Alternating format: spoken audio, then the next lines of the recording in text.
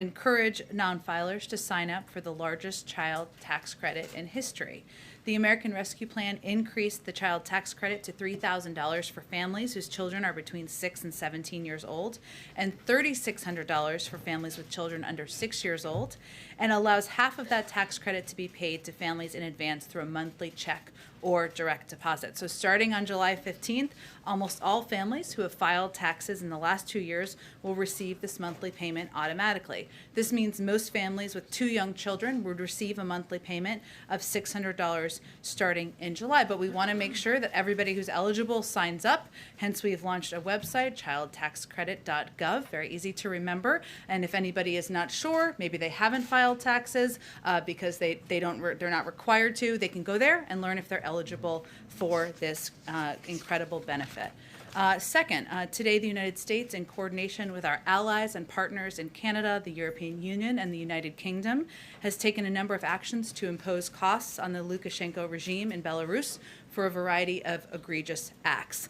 Last month, we said we would develop a list of targeted actions against key members of the Lukashenko regime associated with ongoing abuses of human rights and corruption, the falsification of the 2020 election, and the forced diversion of the Ryanair flight. Today, we are following through and holding the regime accountable. So earlier today, the Department of State and the Department of Treasury designated 62 Belarusian individuals and 5 entities in response to continuing repression in Belarus. And importantly, we did this alongside our partners and allies, and with these coordinated actions on both sides of the Atlantic, we are demonstrating our deep and shared concern regarding the Lukashenko regime's activities.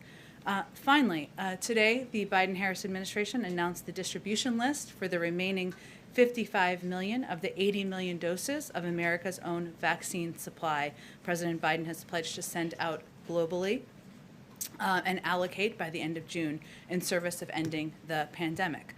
Already, we have sent millions of doses to the world, including 2.5 million doses that arrived in Taiwan this weekend. And in addition to sharing doses from our vaccine's own vaccine supply, the Biden-Harris administration is committed to working with U.S. manufacturers to produce more vaccine doses to share with the world. And we've purchased, as we announced last week, the week before that, 500 million Pfizer doses to donate to 92 low and middle income countries and members of the African Union. In total, the G7 agreed to provide an additional more than 1 billion doses starting in the summer of 2020. With that, Alex, why don't you kick us off?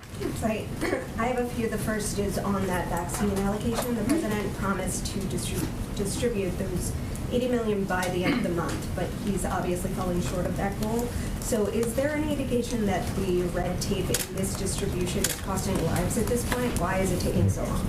Well, first, let me say we're committed to allocating those doses. We've done exactly that. What we found to be the biggest challenge is not actually the supply. We have plenty of doses to share with the world, but this is a Herculean logistical challenge, and we've seen that as we've begun to implement. So, as we work with countries, we need to ensure that there's safety and regulatory information is shared. Some supply teams need needles, syringes, and alcohol pads. Transportation teams need to ensure that there are proper temperature storage, prevent breakage, and ensure the vaccine immediately clears customs. So this has not, as you all know, been done before. Sometimes it's even language barriers that occur as we're working to get these doses out to countries. So we have announced today where these doses are going. We will continue to announce as they land on the ground and as they are being shipped, and we're looking forward to doing that as quickly as possible. Sure. And on infrastructure, the latest compromise, you said earlier today the president needs to see more details. What details does he need to see? Was he not able to take a look at the package this weekend? And one of the issues you've obviously raised are pay-fors. So gas tax aside, that being a non-starter, what pay-fors would the White House be open to? Specifically, some have raised potentially using leftover CARES funds or funds from the December COVID package. Would those be feasible? And do you want to see the package ultimately fully paid for? Well, first let me say that the president's pledge was not to raise taxes on Americans making less than $400,000 a year. And the proposed gas tax or vehicle mileage tax would do exactly that. So that is a non-starter for him. I'd also note, for the mathematicians in the room, that only raises $40 billion. which is a fraction of what this proposal would cost. The president has proposed a range of ways to pay for this package, including ways that would not violate the red lines the Republicans have put forward. One of them is ensuring the highest, wealthiest individuals in this country pay what they're supposed to pay as it relates to taxes, additional tax enforcement, which would raise a great deal more by multiples of what the gas tax would raise, and it would fall on for predominantly wealthy Americans and just ensure they're paying the taxes they owe. So that is an area where we feel there should be an opportunity to move forward. And as it relates to details, of course there needs to be ongoing discussion. There will be over the coming days. Rapidly, I expect to have conversations this afternoon, tomorrow. We'll read those out as those happen, provide information to all of you, and we're eager to get those continued. Is the White House open to using those leftover funds to fund the ultimate bill? Well, one, there's minimal, very small amounts that would be left over, and many of those small amounts have already been allocated, or they are to help small businesses, help keep cops and firefighters on the beat. And so we feel the best proposal that does not violate the red lines that the Republicans have put forward would be tax enforcement and some other proposals the president's already put on the table. Lastly, on voting rights, obviously, there's going to be a show vote on S1 tomorrow that's going to fail. So I wanted to come back to President Biden pledging to do whatever he could. He said he'd use every sort of tool at his disposal to get the bill passed. What has he done to get that bill passed, considering this vote is going to fail? And since he has pledged that, is it time for him to start calling again for filibuster reform more loudly? That's a tool at his disposal he has not yet really pushed for. Well, first, let me just give you a sense of how we see this and how the president sees it. It's a step forward. We don't expect there to be a magical 10 votes. I'm not suggesting that. But just 2 weeks ago, there were questions about whether Democrats would be aligned. We certainly hope that will be the case tomorrow. It's important to remember that this has been a 60-year battle to make voting more accessible, more available to Americans across the country. And our effort, the president's effort to continue that fight doesn't stop tomorrow at all. This will be a fight of his presidency. In terms of the steps he's taken, he's had conversations, obviously, with members about supporting this legislation, including Senator Manchin, as you all know, over the last couple of weeks. And he will continue to advocate. He's also asked his vice president, or agreed with his vice president, that she will be in charge of this effort moving forward. It doesn't stop. This is an important piece of it, the federal legislation, more work to be done, but it doesn't stop with that. There's work to do in the states. There's work to do with voting groups. There's work to do to empower and engage legislatures, and that's something that will also be part of her effort. And as it relates to the filibuster, I don't think you have to take it from us. That would be Congress moving forward or making a decision. If the vote is unsuccessful tomorrow, we suspect it will prompt a new conversation about the path forward, and we'll see where that goes. Go ahead. Following up on infrastructure, Senator Portman said over the weekend that he thought that dropping the gas tax and this fee on electric vehicles could be something that they could do so long as the president puts forward ideas that do not include raising any taxes. Is that a potential compromise that seems feasible? Well, again, last I checked, the proposal the president put forward in his initial proposal that has been a part of this discussion to increase investment in tax enforcement, ensure that people who are the wealthiest are paying what they should be paying in taxes, which would raise a significantly larger amount than the gas tax. It does exactly that and should meet his bar. And to Alex's point, do you want this bill to be fully paid for? The president has proposed means of fully paying for this package, including the tax enforcement components. He thinks that's a responsible thing to do, and we'll continue to have discussions with members about how we can find a path forward. You mentioned continuing discussion. Should we expect another in-person meeting perhaps here at the White House this week? I suspect you can expect that, yes. Go ahead. Just going into this week, how does the president view his role in these negotiations? Is he the closer? Is he the facilitator? Like, what's his approach this week to try and get this across the finish line? I feel like there's a baseball analogy here I won't really want to deliver on, so my husband thinks I'm cool, but I can't think of it. Look, I think the president, having served 36 years in the Senate, He's always going to be deeply involved. He's always going to roll up his sleeves and want to know every detail of what's being discussed, every detail of the proposal and package.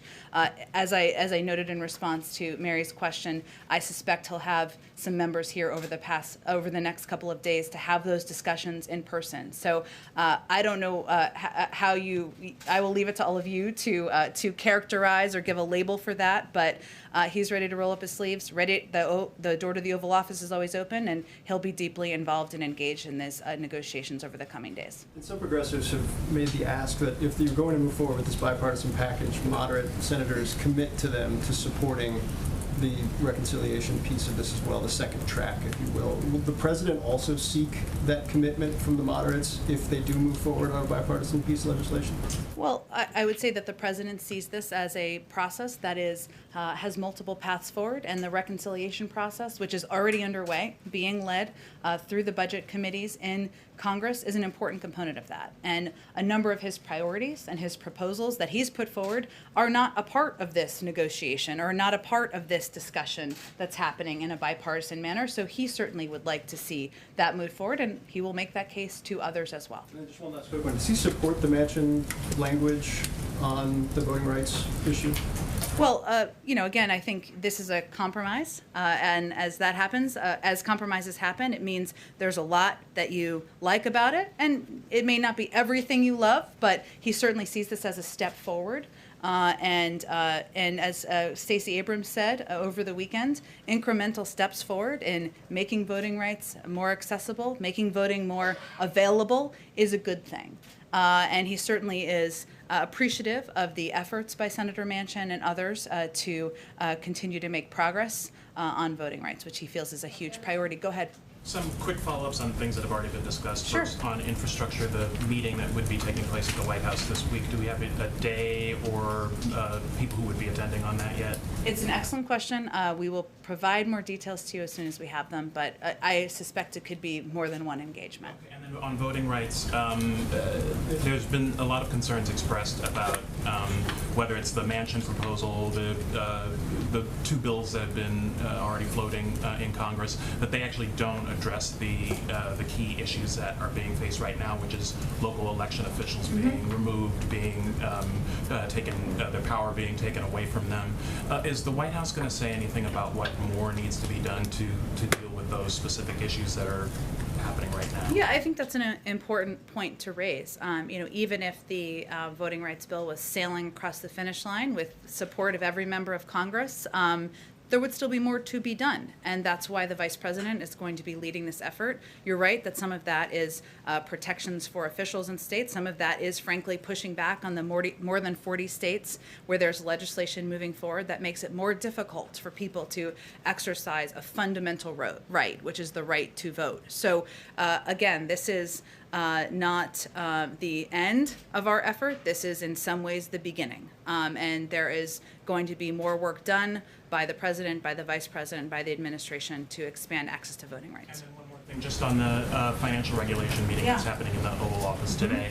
There were a number of issues that I didn't see on kind of your readout of what was going to be discussed at that meeting. It could be anything from the Federal Reserve signaling interest rate hikes to the role that meme stocks are playing in financial stability.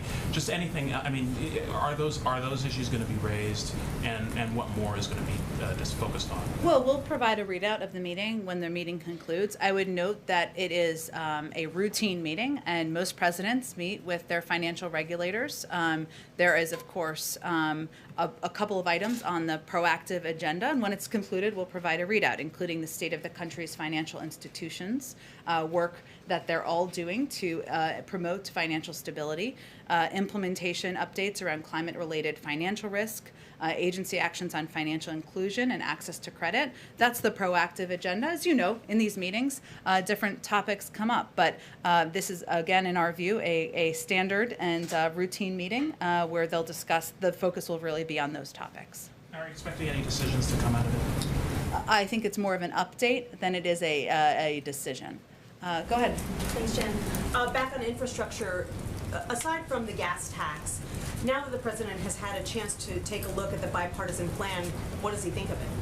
Well, I'd first say that the president is encouraged that Democrats and Republicans are continuing to discuss a path forward on rebuilding our roads, our railways, and our bridges. That's a positive sign. And this offer is nearly double what the Republican offer was just a few weeks ago. That's another positive sign in the right direction. He's somebody who cares about the details, wants to have a discussion now that he's back in the United States, and I expect he'll do that over the coming days. Also, stay closely in touch with Democratic leadership about the path forward, but certainly he's encouraged by the fact that the number has increased, the investments have increased, has some questions about the pay-fors, which I've noted, and has a red line about the gas tax and raising taxes on individuals making less than $400,000 a year. Is a $1 trillion plan big enough for him?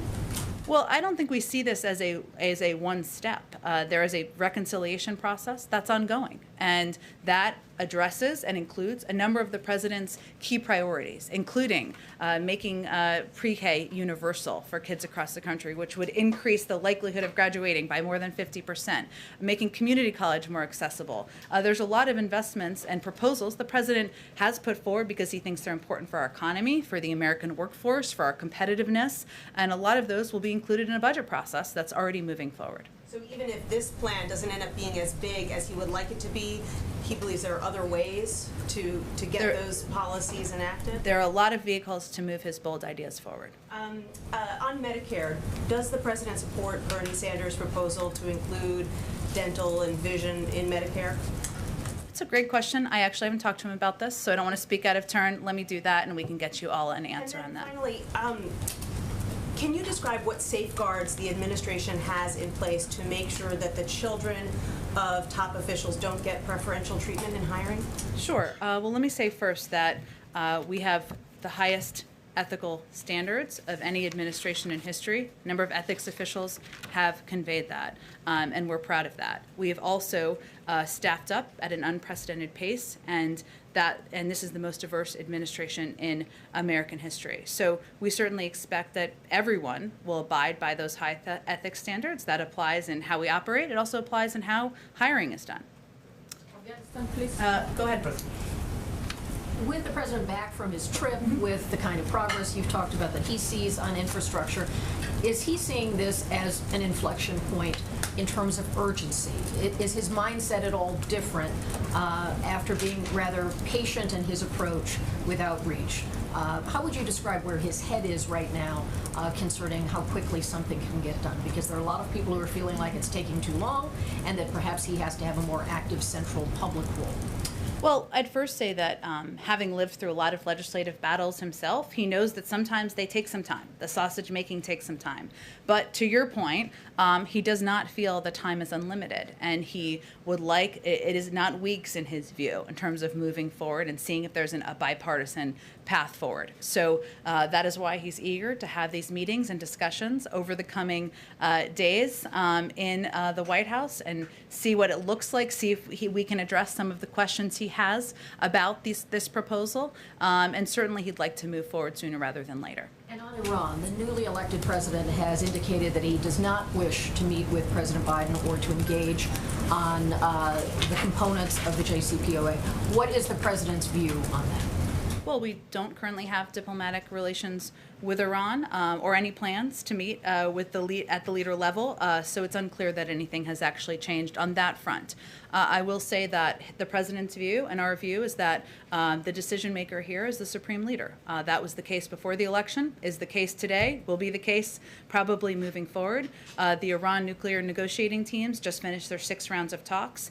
They have not yet announced the 7th round, but as is typical, they're back consulting with capitals, and we're looking forward to seeing where that goes moving forward. Go ahead, Peter. Thank you, Jen. On COVID-19 origins, Jake Sullivan said this week that if China does not let investigators probing the COVID origins in, they're going to face isolation in the international community. So what is an example of something that the White House thinks China would care about being isolated from?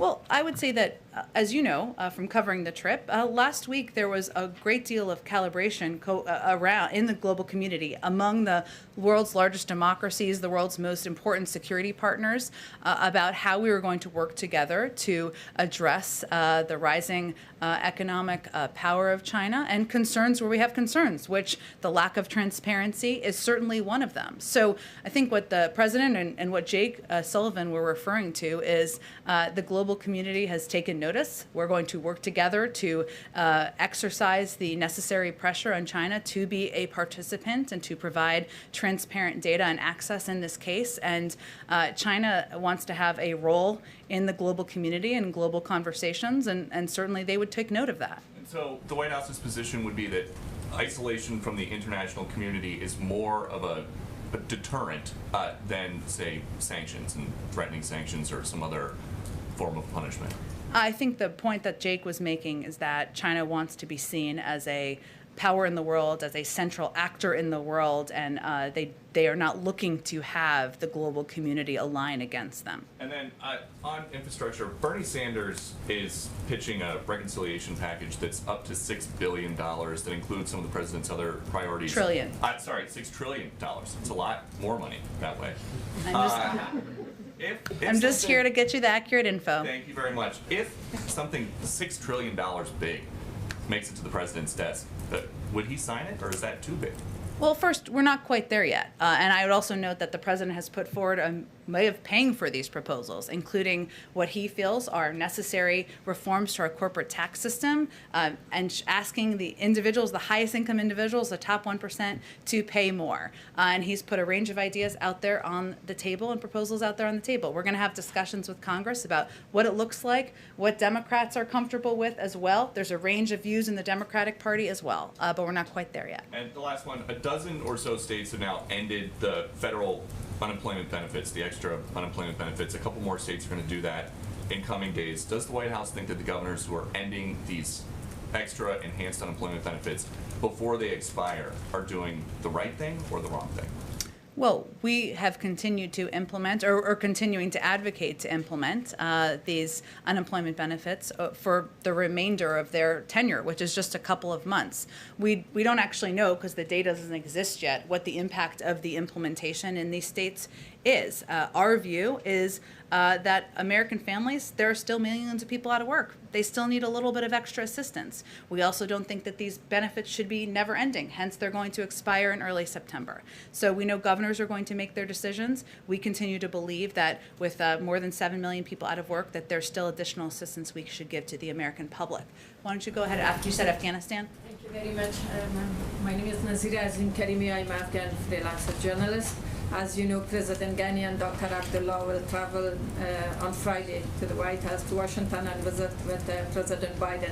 What will be the main topic that President Biden will discuss with both of them? And also, Taliban continues their attack in Afghanistan even today. White House has any plan to invite Taliban to convince them to make a ceasefire in Afghanistan, because Afghan people, they are really tired. I'm Afghan, and emotionally we are in a bad situation. Understood. Well, I know that President Ghani will be here in the United States on pre-planned travel to New York, I believe, and of course the President looks forward to welcoming him to the White House for a meeting on Friday. And I expect their focus of their conversation will be to continue to discuss how we can work together to ensure that Afghanistan never again becomes a safe haven for terrorist groups who pose a threat to the U.S. homeland, how we can work together to continue to implement the humanitarian assistance, other assistance that the United States remains committed to, even as we work to draw down our troops. Go ahead. Thank you, Jen. Just two questions. One, in the wake of the Supreme Court ruling on the NCAA and college athlete compensation, does the White House believe that there should be federal rules or some kind of federal standard governing college athlete compensation, or is that a decision that the administration believes should be left up to states?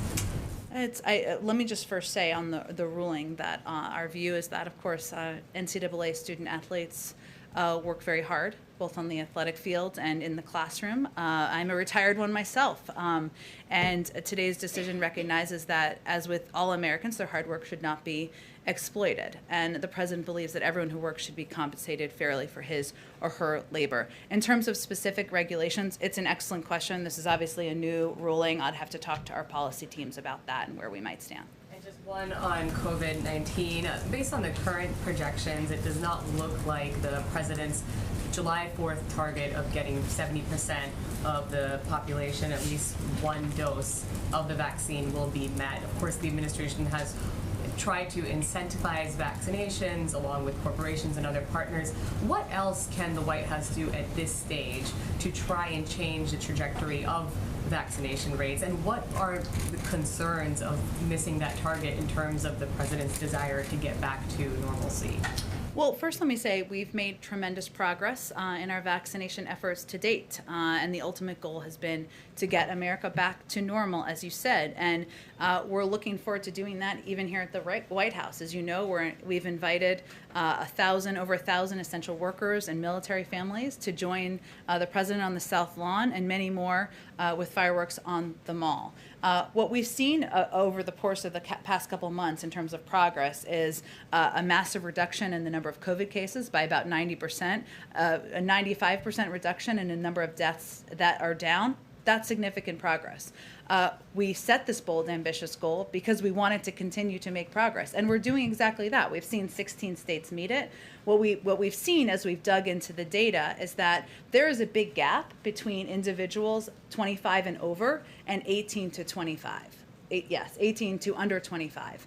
That means that's an area we need to continue to work on. Now, regardless, even if we do sail past the 70% goal, we're still going to be vaccinating people on July 5th, on July 7th, on July 10th. That is still going to continue to be part of our objective. But as we dig into the data, we know that what we're seeing is a lower rate among young people. That's concerning, especially with the Delta variant being on the rise as it is, which does not discriminate by age, which still could cause death, serious illness. I expect in the coming days you'll get an update from our COVID team on where we are on the data and the different categories as they dig into it, so I don't want to get ahead of them, but we're going to continue to run through the tape. We're also going to continue to be focused on where we can raise the rates and raise the numbers where we see there's a lower uptick of vaccination. Go ahead. Thanks. I think there's a fly on your head. Oh, thank you. Oh, thank you, guys. At least it's not a cicada. I swear, those things are. Okay, but I do have actual questions. I appreciate it. I was like, is there breaking news? But she's, yeah, there you go. Okay. Yeah. So, I mean, you're talking about the voting rights vote. There's supposed to be a test vote tomorrow. That is expected to fail. When you look at right now, the prospect for voting rights is not very high to get something through Congress as things stand right now. So what I would like to know is if you can say specifically what the White House plans to do if you cannot get some type of federal action. I know you said that there are a lot of other things. You look at this as the beginning of the process, but ultimately on an issue as fundamental as voting rights, if you cannot get federal action, what is left for the White House to do? Well, I don't think we accept that. The point I'm making is that it's also state action. It's also, frankly, action that's been happening from the Department of Justice, including increased funding and increased implementation across the country, which is something that the President and the Attorney General have both emphasized as a priority, and we've made some specific announcements about. So, look, I think as we look to tomorrow, what's clear and what we're measuring, I think, is the Democratic Party united? We weren't as of a couple of weeks ago. That's a step forward. If and when, and as I will acknowledge, we don't expect there to be a magical 10 or more Republican votes. They've been clear the Republican Party and Republicans in the Senate. They do not want to make it easier to vote. They do not want to make it more accessible for Americans to vote. Well, where do we go from there? That is a conversation we're going to have with leaders in Congress, with Democrats, with a range of members who also want to see advances on voting rights. And I expect the president will engage with Senator Schumer and others on the path forward. Talk about a conversation. That means a conversation on the filibuster, I would think, because like you said, there's not the 10 votes in the Senate. And that being the case, what do you expect that conversation to look like? Are you having conversations with Senator Manchin and others about possibly making changes to the filibuster, at least when it comes to voting rights, if anything is going to get done in Congress? Well, first, I would say the president has spoken to his support for a talking filibuster in the past, and at times other members have as well. It requires it requires 50 Democrats to support changes in the filibuster rules. I will allow you all to do your vote counting of where things stand there. I suspect it's not just one or two individuals who are opposed to that. I will note, though, as I said earlier, that if the vote is unsuccessful, we suspect that may change the conversation on the Hill. We will see. But I'm not going to get ahead of where things are. There's going to be a vote tomorrow. Democrats, we suspect and hope, will be united in making voting more accessible for people across the country, making sure we're advocating for it as a fundamental right. This is an opportunity for Republicans to stand up and do the same. Shouldn't be a partisan issue. Go ahead. Oh, thank you, Jen. I have two topics for you. Yeah. The first, I wanted to ask you about crime. I wanted to understand, is there a concern at the White House that there could be an increase in crime this summer with the pandemic lifting? And is that concern the reason that the president is going to weigh in this week? No, the reason is that there's been actually a rise in crime over the last 5 years, but really the last 18 months. And so it's an opportunity for the president to speak to what he's going to do to help address that. And as we've seen around the country, it is a concern of many Americans, Republicans, but also Democrats too, not necessarily through a partisan lens. It was something that President felt it was appropriate to speak to and tell the American people what he's doing to help address. Would he be approaching this a little differently than he did perhaps in '94 when there was another crime wave that Democrats responded to? I mean, can you talk to how his approach might change? Well, I'm not going to get ahead of his comments or remarks later this week, but it is an area where the president feels a great deal of the crime we're seeing as a result of gun violence. You can expect he'll speak to that and his commitment to continuing to address gun violence and gun safety in the country. And certainly a long time has passed since the crime bill in '94. He's spoken himself to differences, things he would stand by, things he might do differently. But I wouldn't see this as a response to that as much as a conveying to the American people what he's going to do now to help address the rising crime we've seen over the last year and a half. And I just wanted to follow up on Phil's question from earlier about the Manchin compromise that had been floated. Just if you could talk specifically about his idea, or if you could speak specifically to the administration's position on allowing or requiring some form of voting ID when people go to the polls. I think the president's looking, I'm not going to go through different individual pieces of the package. It's a compromise. The president, there are components of there, of course, that I think universally among most Democrats in the country, an extension of early voting, making Election Day a law, we would support. This is a step forward. It should be seen as an incremental step forward. We'll see what's the next step in Congress. Jen? Go ahead. Jen, thank you. A quick one on immigration and then another topic. There's been reports, Axios is reporting that the White House is eyeing the end of July for potential timeline to lift Title 42 at the border. CDC is also referring to White House on this. Does the White House see that as a realistic timeline for potentially lifting Title 42? Would we be at a place where vaccines are continuing to be distributed and it would be safe enough to lift that policy? Well, I don't have any new policy to announce when it comes to Title 42. there's been no change. We're not, of course, going to get ahead of the CDC decision, the process involved in that, which you just touched on a lot of those components, but we would let them pursue that process. Would the White House prefer to allow the outcome of that policy be dictated by the current litigation that the ACLU is pursuing, or would the administration unilaterally make a decision on that policy? There's a policy process that's ongoing that's unrelated to the litigation. And then in terms of the president's trip later on this week to North Carolina, the White House, the administration said early on that when it came to vaccine hesitancy, a big part of the strategy was relying on local physicians, local governments as well to kind of take that on. You know, there's the vice president took a trip recently, the first lady's taking a trip, now the president taking a trip. Does this mark kind of a shift in strategy when it comes to combating vaccine hesitancy, and when it comes to that specific demographic you described, younger people? Yeah. What really do you do to convince those people to take vaccines at that point? Well, first I would say no. Where we've invested our funding is in empowering local trusted voices, whether they're doctors or clergy or civic leaders. That continues to be the case. At the same time, of course, the president and the vice president of the United States should be out there advocating for the impact, the efficacy of the vaccine, and the impact. And as a part of our month of action here, a month-long campaign, it's absolutely appropriate for them to do that, in our view.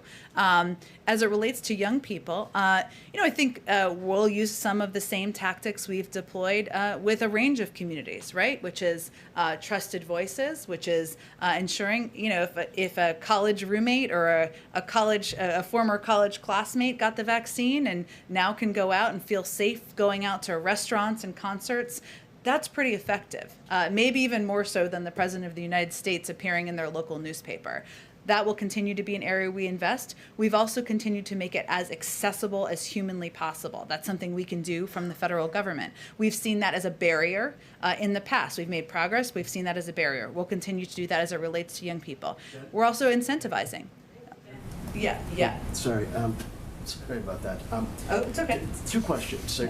Two questions. The first on governors and governors' races. Across the country, you have a number of governors and candidates for governor who are becoming more and more explicitly anti-government in their rhetoric and rejecting the legitimacy of either the president or the federal government in general in areas that are undoubtedly the federal government's province, such as a Texas gubernatorial candidate saying he would close the borders. You have a guy in Idaho running for governor who has actually taken up arms against federal agents. Is the administration concerned that actual violent extremists and people espousing secessionist rhetoric are finding a home in Republican primaries and could actually be elected to office? And then I have a second question. Well, I'm not going to label people domestic violent extremists officially from here. I think we have certainly seen problematic rhetoric, followers of QAnon and conspiracy theories who don't just run but are elected to office. So there's already a record of that. We'll continue to speak out against that, but our strategy at this point is continue to advocate for how government can work for the American people, remind people across the country that this president is going to govern for all Americans, not just one from one wing of a party or the other, and that hopefully the effectiveness of that is something that can help us play a constructive role. And then a related follow-up. President Biden's predecessor is going to return to his campaign-style rallies in Ohio this coming weekend. Has anyone from the administration reached out to Governor DeWine or anyone in Ohio's government about the possibility of violence resulting from his return to the trail? And is there any concern that him going back out there and continuing to insist that the election is fraudulent and that he actually won could result in people being hurt or killed? Obviously, we take the rhetoric of the former guy, as we like to say, quite seriously, as everyone should. But I don't have any readouts or calls with Governor DeWine. I will see if there's anything from our Homeland Security team to read out. Go ahead. Thank you. You mentioned that supply, going back to the vaccine announcement, was the main, was not the constraint, it was Correct. logistics. Yeah. On June 4th, Gail Smith said that they expected the balance of the 80 million, this 55 million, to come from the AstraZeneca shots. Those are obviously still under review. Should we infer from your comment that you now expect those 55 million to be from Pfizer, Moderna, or Johnson & Johnson? We've always had a range of options as we are contingency planners here, and we have plenty of supply to deliver on the 80 million doses. As you noted, or as you alluded to my answer previously, our biggest challenge is logistics, is the fact that there's not a playbook for this, and there are challenges as it relates to getting these doses out to every country. Certainly, obviously, once the FDA, if the FDA approves us sending these AstraZeneca doses overseas, that would be a part of it, but until then it wouldn't be, of course. Do you have an estimate then on how many doses will be sent this month? Of course, President Biden's pledge initially was that 80 million would be sent this month, and now they'll be allocated instead of sent. I don't have an update on that. It's a great question. I know the COVID team is doing a briefing tomorrow, but I will see if there's more we can get back to you on today. I know you will be. One more A loyal attendee. And going for the meeting this afternoon, one subject I wonder if it'll come up is cryptocurrency. Is that something the president is seeking the advice of The agenda is exactly what I outlined earlier, and we will provide a readout once the meeting concludes about the topics discussed. Meeting with Jay Powell, does he have confidence in the job Jay Powell is doing? Does he have any particular message for Powell in particular? The president's view is this is a routine meeting with financial regulators to get an update on management of the economy and making credit accessible to people across the country. Go ahead. I just want to drill down, Jen, on the White House position on a vehicle mileage tax for electric vehicles. Can you explain the White House's position and why you'd be opposed to, essentially, wouldn't it level set because people who fill up their cars with gasoline pay into the Highway Trust Fund with the 18.3 cent per gallon excise tax? People who drive electric vehicles, drive on the same roads, they don't pay that tax. Why not?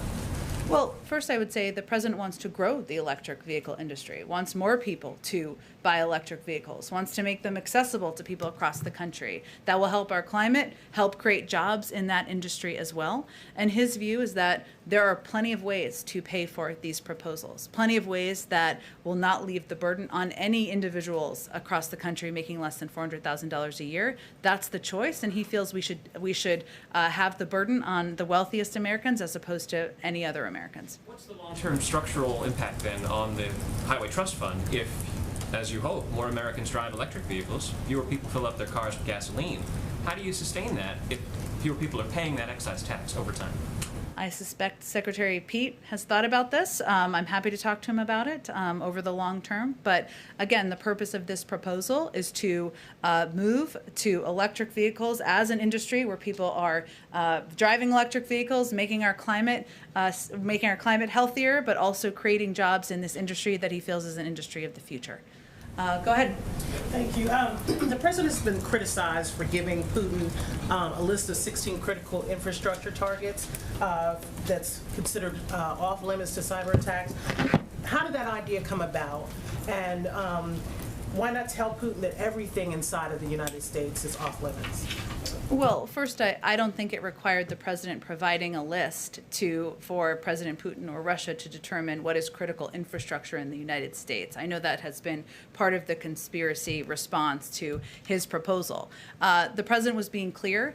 These are areas where we will be watching and we will reserve the option of consequences. That was the message he was sending during that meeting, and it's why he put forward those specific examples. Why didn't he give Putin a list of targets inside of Russia that the United States would target if another cyber attack does take place in the United States? Because we don't preview our punches. Go ahead. One last question. Go ahead. One last question. Oh, go. One last question. Sure. Does the president believe that a 15-week-old unborn baby is a human being? Are you asking me if the president supports a woman's right to choose? He does. Go ahead. Jen, another question actually on the summit last week with Putin. A State Department official after the summit said that the Havana syndrome, these anomalous health incidents among U.S. personnel, had come up. It was referenced. Who referenced it to who? I don't have any more specifics from that meeting to read out for you. Why would the topic come up if there is no confidence in this building or with intelligence agencies as to the perpetrator? I just don't. We have not attributed, as you know. I don't have anything more specifically on this topic from the meeting. White House reaction on White House reaction on the Supreme Court decision to Fulton versus City of Philadelphia. Does the White House have a reaction on that case? I think we have issued a reaction to it. I don't have anything more to it. Go ahead. I think we got to move on. Go ahead go ahead right there. Yeah. Go ahead. Right. Go ahead. I wanted to follow up on the Geneva summit. If I okay. Sure. What specific steps the administration is taking now to implement understandings reached by President Biden and President Putin in Geneva? I'm especially interested, as you probably understand, in the potential dialogue on cyber and the strategic stability. Should we expect in-person interagency meetings on that, or are we talking about, something online? Any idea about that? Sure. So first, let me say the president did accomplish exactly what he wanted to accomplish in Geneva, which is identifying areas where the United States and Russia could work together in our mutual interests. We launched these strategic stability talks. Part of their discussion was the fact that there will need to be a lot of follow-up on a level that is below the two leaders, so that some of that could be at the Secretary of State, some of that will be underneath that, and those discussions will be happening or beginning in the weeks ahead. But that was the agreement between them, that there would be follow-up from their teams. I don't have any more specific update. I expect you would get those updates from the State Department and others. Go ahead. Go ahead, but actually, this woman right in front of you, I was trying to point to her, and then I'll go to you next. Go ahead. Oh, no, right behind you. Go ahead. Oh, right here in the, did you have a question right there in the polka dot shirt? Yeah, I did. Go ahead. Okay.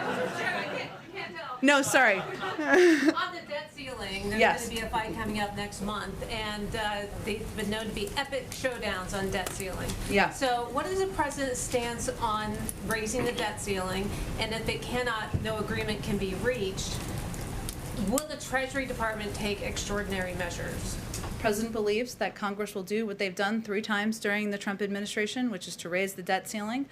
We know that will be a central focus and discussion, probably even in here, come the fall. But he expects they will do what they've done 3 times over the last. Go ahead. Thank you, Jen. The president said repeatedly on the campaign trail that he opposes defunding the police. He's addressing rising crime across the country on Wednesday, and he mentioned this. What is the president's message to some mayors who are considering reducing police budgets or already have reduced police budgets?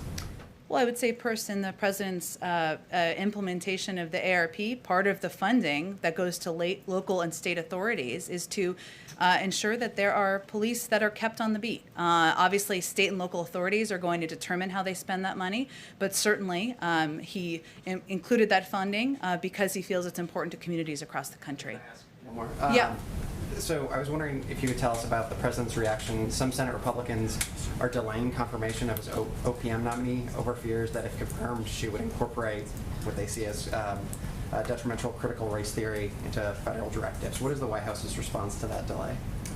The president believes that this is a qualified nominee, one the Senate should move forward expeditiously so that we can ensure we have a full team in place across the government to continue to work with Democrats and Republicans in Congress. Go ahead, Nadi. Thank you, Jen. Just to follow up on Iran, an EU negotiator said today that they cleared on certain technical issues, but they still have problems on a political one. And some sources in Vienna, indicating that they might reach a deal by the middle of July. Is this optimistic? What's your assessment of that? Can a deal be reached considering the election of the hardline president? Well, again, I don't have a new deadline to set here. As you know, because you follow this closely, they just finished their 6th round. It's natural that they would be returning to capitals, the negotiators, to consult with their capitals and leaders in their capitals. That's happening now. Our view is that there is a decision maker here and that has not changed, and it is the supreme leader. So we are going to continue to work to move these diplomatic negotiations forward because it's in the interest of the United States and the interest of our national security. But I don't have a new timeline to set for you. But that he's been the decision maker before the election, after the election, and even after an inauguration. Go ahead. Thank you. You announced sanctions against Belarus today, which include visa restrictions, property, assets, designation, but previous reports suggested there would be economical targets, that the sanctions would be tougher. Why have you refrained from putting economic sanctions on Belarus, which would be more significant? Well, we just announced a huge number of sanctions in coordination with our European partners to send a clear message that the behavior is unacceptable. Not just the diversion of the Ryanair flight, but oppression of democracy within the country. And that's something, again, we did in coordination with our partners because we felt these would be the most effective means of sending that clear message. Go ahead. Why hasn't the president nominated anyone to lead the FDA at this point? I know this is a popular and understandable question. Certainly he's eager to have somebody who's qualified and prepared to take on the role, and he's not going to expedite it until he's ready to make a decision and make an announcement. Go ahead. Thank you, Jen. Yeah. The U.S. Conference of Catholic Bishops is writing a document to clarify who should receive communion. And this is targeted at politicians, people who have a high public profile. What's the president's reaction to this? Well, Joe Biden is a strong man of faith, and as he noted just a couple of days ago, it's personal. He goes to church, as you know, nearly every weekend. He even went when we were on our overseas trip. But it's personal to him. He doesn't see it through a political prism, and we're not going to comment otherwise on the inner workings of the Catholic Church. Statements by the bishops make the president reconsider his public support for policies that increase access to abortion or allow access to abortion. Again, the president's faith is personal. It's something that has helped guide him through some challenging moments in his life, and that's how many Americans see their faith as well, not through a political prism. So I would suspect he will continue to attend church as he has for many, many years. Go ahead, Jonathan. Contradictory to the U.S. Go ahead. I think we're going to move on to the next question because I've just answered that, and it's personal. Go ahead. Thank you. There's a gubernatorial election in New Jersey. Governor Murphy's running for re-election. He endorsed the president last time, raised money for him. Is the president going to help Governor Murphy win re-election this fall? Well, certainly he'd be eager to see him win re-election, of course, and continue to be an important partner in the state of New Jersey as we work to continue to address the pandemic, get people back to work. In terms of what his specific political plans are, I don't have anything to preview for you at this point in time. Go ahead. Jen, one more question about Iran.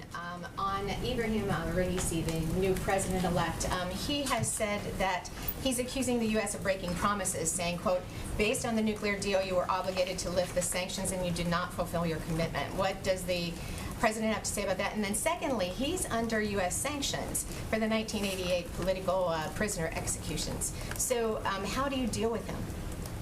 Well, first let me say that the new president will, of course, be held accountable for violations of human rights on his watch going forward. We strongly urge the Iranian government, regardless of who is in power, to release political prisoners, improve respect for human rights and fundamental freedoms for all Iranians. Again, I would note, and let me just say on the sanctions piece, that as we're in these discussions, in the middle of these discussions, after the 6th round, the precise nature and sequence of the sanctions-related steps the United States would need to take to achieve a mutual return to compliance with the JCPOA is a subject of the talks and of the discussions. And we certainly understand, as we've seen in past rounds of these negotiations, that there will be a range of rhetoric to address political needs at home. We understand that. But our focus remains on these negotiations that we look forward to continuing to participate in. Go ahead. Thanks so much. So even if you manage to reach a nuclear deal or deal with the Iranians on nuclear deal reentry, Republicans in Congress could force a vote to block sanctions relief. 4 Senate Democrats who are still in office, including Majority Leader Schumer, voted against the original deal when it was negotiated. So are you confident you have the votes in Congress to relieve sanctions and re-enter the nuclear deal? Well, there isn't even a deal yet, right? So I understand why you're asking that question, but it's a little bit ahead of where we are. May we have a deal where we can have that discussion? The important case that we are going to continue to make is that Iran is not a good actor in the world on a range of issues, whether it's human rights or their engagement in the region. That continues to be the case and would be even if we get to the point where we have a deal. But what is in the interest of the United States? What's in interest of the United States is having that return to visibility, that return to an understanding of what their capabilities are, how close they are to acquiring a nuclear weapon. We're not quite there yet. When we get to a point, if we get to the point when there's a deal, we're happy to have the discussion about the legislative vote count. Go ahead. Thank you, Jane. I thought you didn't take my question. I'm sorry. No, go ahead. Thank you so much. President Biden recently announced that the U.S. will provide corona vaccine to North Korea. Do you know how many doses and what kind of vaccine are we going to provide to North Korea? Well, we announced that we would be providing about 1 billion doses to the global community and the 92 countries working through COVAX for 75% of it, who are the lowest and middle income countries in the world. That's what we've announced, but I don't have any more details than that. Go ahead in the back. Oh. I think we're at an hour. Okay, we'll go to this last one since I just called on him, and then we'll wrap it up. Go ahead. Representing an audience that is quite different from this gentleman's, I'd like to repeat his question. The U.S. Supreme Court decision in the city of Philadelphia v. Fulton, you said that the White House issued a reaction to that. I don't believe that is the case. Was the president briefed on that decision? I thought we had. If not, I will get that to you and to this gentleman over here. Thanks, everyone, so much. We'll do this again tomorrow. Okay. Thank you.